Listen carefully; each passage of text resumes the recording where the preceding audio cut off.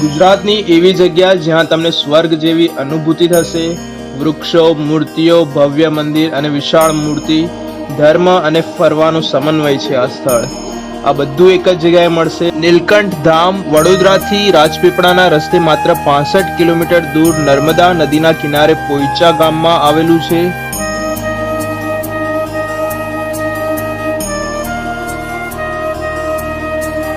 Jignesh Shah, welcome to my YouTube channel ErJigneshShah।